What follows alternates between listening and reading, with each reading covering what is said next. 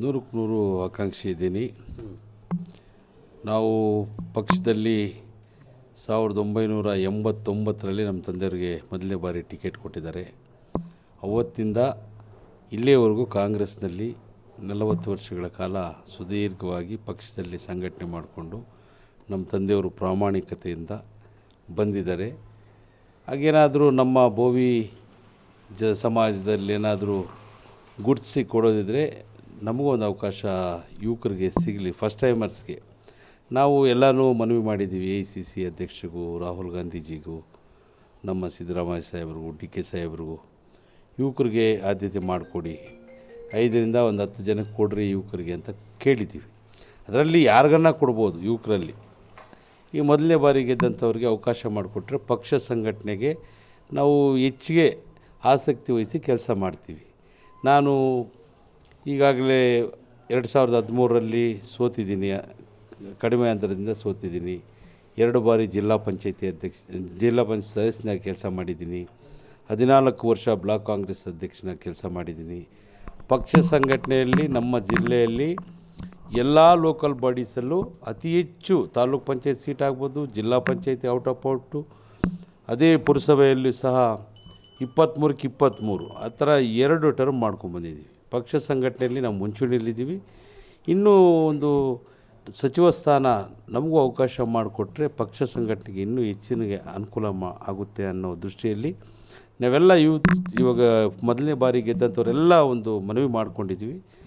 ಪಕ್ಷ ಗುರುತಿಸಿ ಒಂದು ಅವಕಾಶ ಕೊಟ್ಟರೆ ನಾವು ಇನ್ನೂ ಹೆಚ್ಚಿಗೆ ಅನುಕೂಲ ಮಾಡ್ಬೋದು, ಜನಸೇವೆ ಮಾಡ್ಬೋದು ಅಂಥೇಳಿ ನನ್ನ ಅಭಿಪ್ರಾಯ. ಪಕ್ಷ ಗುರುತಿಸಿ ಕೊಟ್ಟರು ಸರಿ, ಕೊಟ್ಟಿಲ್ಲ ಅಂದರೆ ಪ್ರಾಮಾಣಿಕವಾಗಿ ಪಕ್ಷದಲ್ಲಿ ಕೆಲಸ ಮಾಡಿಕೊಂಡು ನಿಷ್ಠೆಯಿಂದ ಪಕ್ಷಕ್ಕೆ ದುಡಿತೀವಿ. ನಾವೆಲ್ಲ ಪತ್ರ ಕೊಟ್ಟಿದ್ದೀವಿ. ಕಳೆದ ಅಧಿವೇಶನದಲ್ಲಿ ಎಲ್ಲ ಶಾಸಕರು ಸಹಿ ಸಂಗ್ರಹ ಮಾಡಿ AICC ಅಧ್ಯಕ್ಷರಿಗೂ, ಯೂತ್ಸ್ ಫಸ್ಟ್ ಟೈಮ್ ಗೆದ್ದಿರೋರೆಲ್ಲ ಸೇರಿ ಪತ್ರ ಕೊಟ್ಟಿದ್ದೀವಿ. ನಮಗೂ ಒಂದು ಅವಕಾಶ ಮಾಡಿಕೊಡಿ, ಯುವಕರಿಗೆ ಯಾರಿಗನ್ನ ಕೊಡ್ಬೋದು. ನಾವು ನಮ್ಮ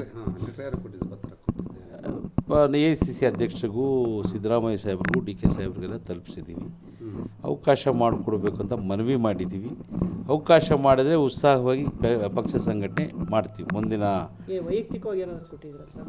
ವೈಯಕ್ತಿಕವಾಗಿಲ್ಲ, ಎಲ್ಲ ಸೇರಿ ಕೊಟ್ಟಿದ್ದೀವಿ. ನಾವೆಲ್ಲ 30-35 ಜನ ಸಹಿ ಹಾಕಿ. ಹೌದು, ಡೆಲ್ಲಿಗೆ ನಮ್ಮ ತಂದೆಯವರು ನಿಧನರಾದ ಮೇಲೆ ಆ ಕೆಲಸದಲ್ಲಿದೆ. ಹಾಗಾಗಿ ಡೆಲ್ಲಿಗೆ ಸಂಪರ್ಕ ಯಾರನ್ನೂ ಮಾಡಿಲ್ಲ. ನಾನು ಇಲ್ಲಿವರೆಗೂ ಯಾರನ್ನೂ ಮಾಡಿಲ್ಲ. ಈಗ ತಾನೇ ಬರ್ತಾಯಿದ್ದೀನಿ ಊರಿಂದ. ಮೊನ್ನೆ ಎಲ್ಲ 3 ದಿವಸದ ಕಾರ್ಯಗಳೆಲ್ಲ ಮುಗಿಸ್ಕೊಂಡು ಈಗ ಬೆಂಗಳೂರಿಗೆ ಹೊರಡ್ತೀನಿ. ಸರ್, ಇನ್ನೂ ಯುವಕರಿದ್ದೀರಿ, ಈಗ ನಿಮಗೆ KMF ಅಧ್ಯಕ್ಷ ಸ್ಥಾನ ಸಿಕ್ಕೈತೆ, ಶಾಸಕರಿದ್ದೀರಿ, ಮತ್ತೆ ಅವಕಾಶ ಸಿಗ್ಬೋದಲ್ಲ? ಮತ್ತೆ ಈಗ ಹಿರಿಯರಿಗೆ ಕೊಟ್ಟು ಇನ್ನೂ ಅವಕಾಶ ಸಿಗ್ಬೋದಲ್ಲ?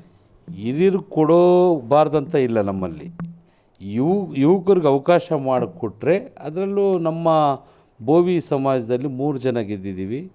ಅವಕಾಶ ಏನಾದರೂ ಬೇರೆಯವ್ರಿಗೆ ಮಾಡಬೇಕು ಅಂದಾಗ ಪುಲಕೇಶಿ ನಗರ ನಮ್ಮ AC ಶ್ರೀನಿವಾಸ್ ಅವರಿದ್ದಾರೆ, ತಂಗಡಿಗೆ ಪ್ರೆಸೆಂಟ್ ಮಿನಿಸ್ಟರ್ ಇದ್ದಾರೆ, ಅವರು 3 ಬಾರಿ ಸಚಿವರಾಗಿ ಕೆಲಸ ಮಾಡಿದ್ದಾರೆ.